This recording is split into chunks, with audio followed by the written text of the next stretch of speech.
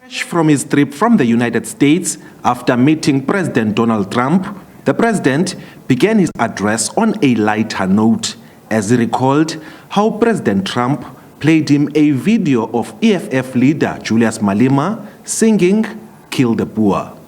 So when I came in, I saw the room going a bit dark. They darkened the room. And for a moment I wondered, what is this? It's happening to me again.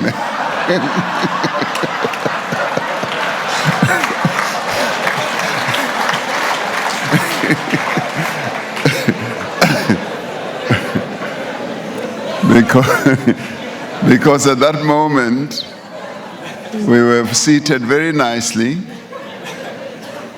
and I was beginning to get into a groove of, interacting with this man. And I suddenly hear him say, "No, dim the lights, dim."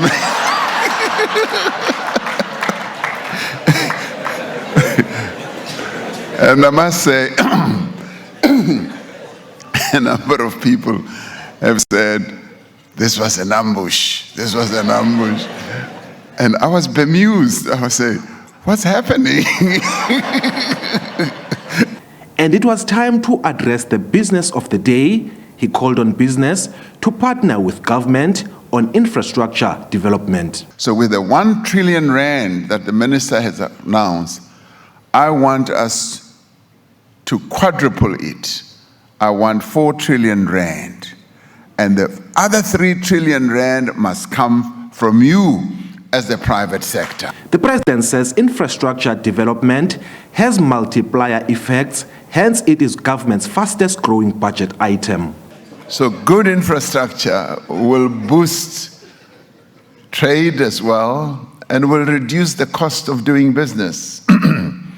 This is essential as we open up to the advent of the African Continental Free Trade Area, as this will enable us to trade with ease with our sister countries on the continent, representing a market of 1.3 trillion rand.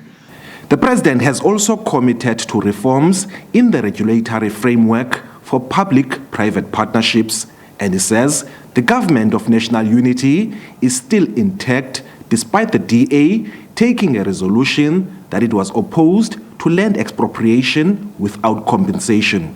When we come to the issue of expropriation, where the views of everyone are heard, and even as it may come to, say, for instance, expropriating without compensation, it will have gone through a long process, a process that will involve the judiciary, but it will also revolve around specific areas or parcels of land, for instance, where the owners are no longer, available or around, where there's a lot of money that is owed and so forth. When asked about the "Kill the Poor" chant, this was his response. And we take into account what the Constitutional Court also decided when it said that, that slogan, "Kill the Boer, kill the farmer," is a liberation chant and slogan. And it's not meant to be a message that elicits or calls upon anyone to go and be killed. And that is what our court decided. Ulelani Philip, SABC News, Cape Town.